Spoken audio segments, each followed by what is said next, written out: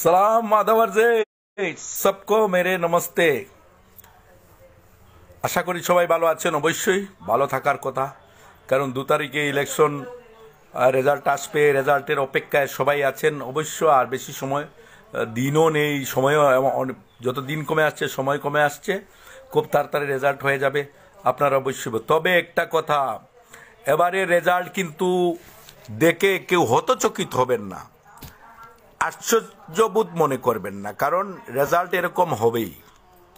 কারণ যারা অনেকেই অনেক ধরনের বলছে, কেউ বলছে 44 পেয়ে যাবে, কেউ বলছে 45 হয়ে যাবে, কেউ বলছে আবার আমাদের রেজাল্ট অনেক হয়ে যাবে।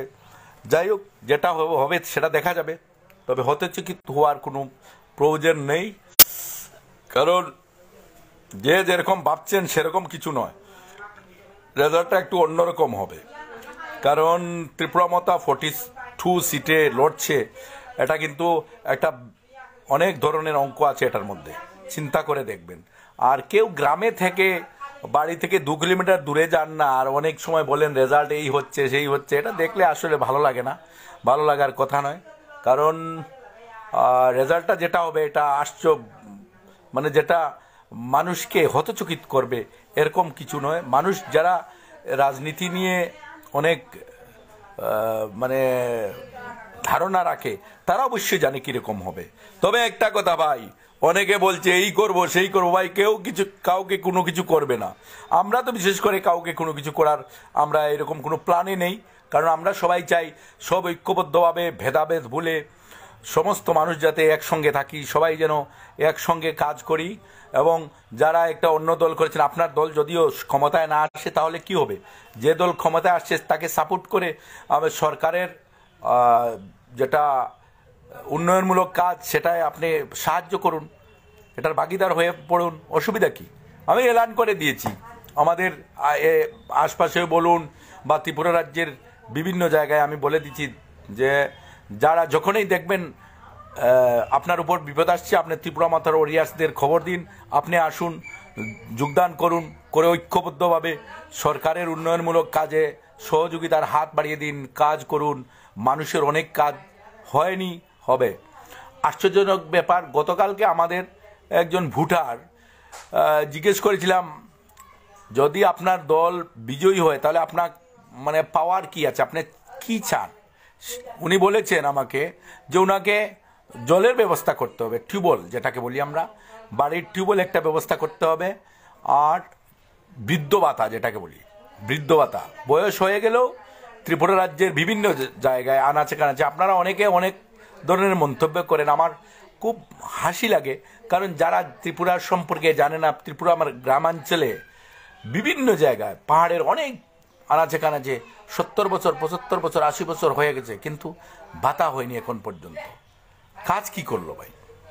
আমি শুধুই বিজেপির কথা বলছি না, গত সিপিএম আমলেও এরকম হয়েছে।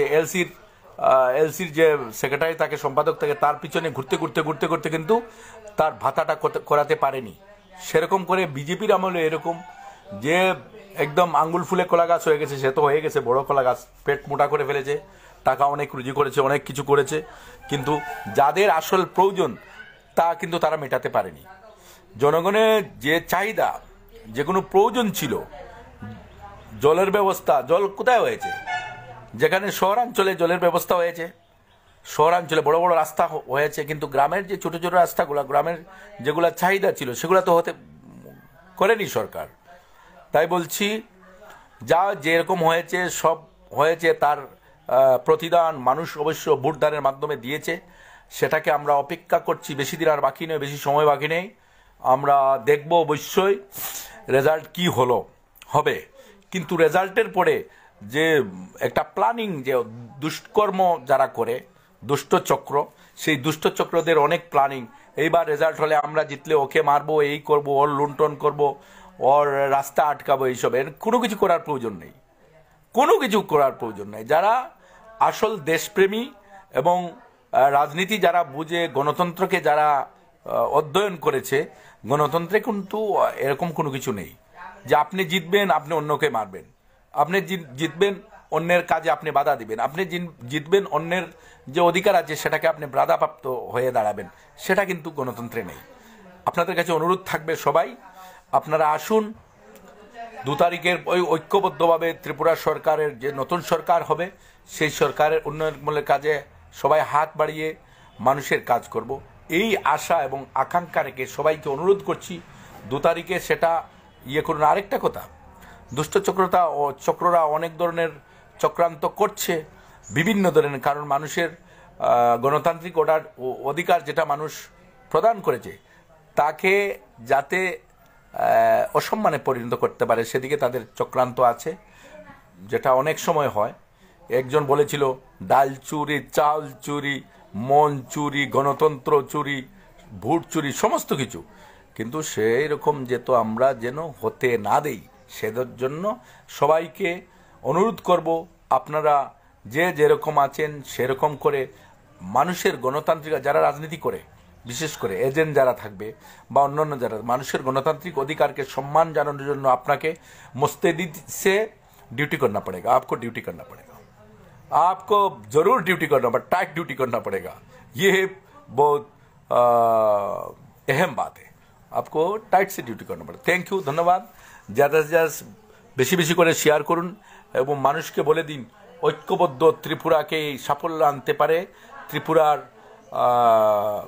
নিপীড়িত জাতি বলেন, উপজাতি বলেন, সবের তফসিল জাতি বলেন, সবার জন্য কাজ করার অঙ্গীকারবদ্ধতা আগামী সরকার করবে।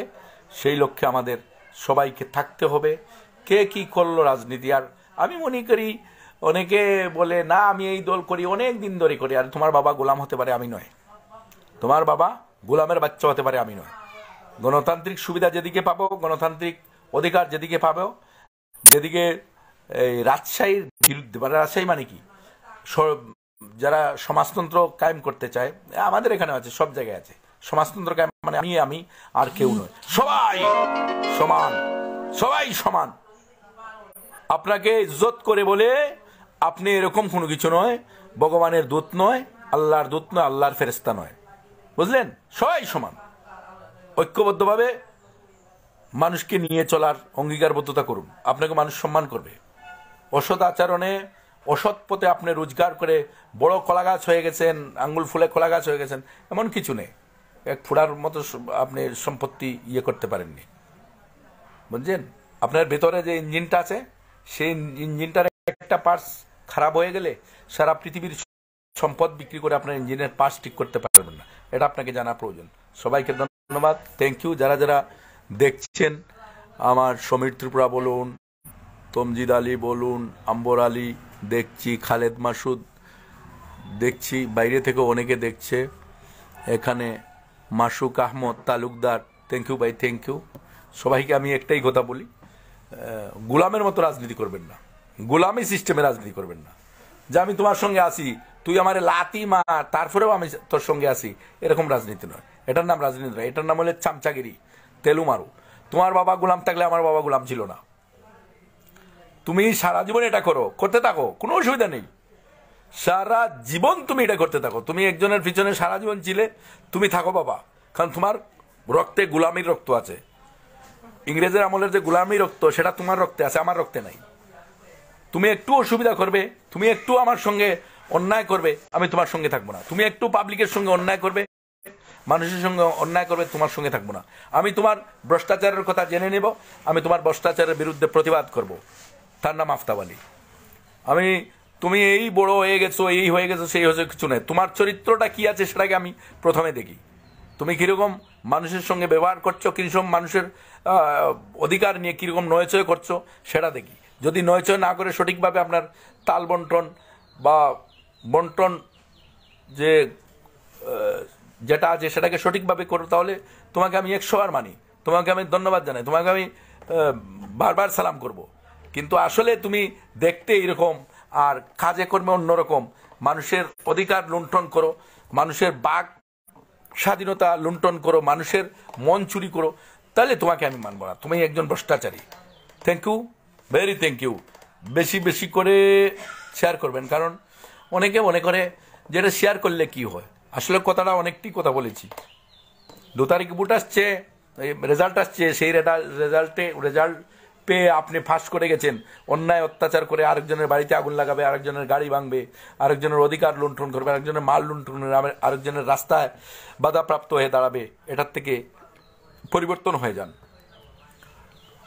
সুস্থ মস্তিষ্কে, যেটা সুষ্ঠু পরিধান, সুষ্ঠু পরিষেবা, সমস্ত কিছুকে নিজের মনের ভিতরে নিয়ে আসুন। ধন্যবাদ, থ্যাংক ইউ।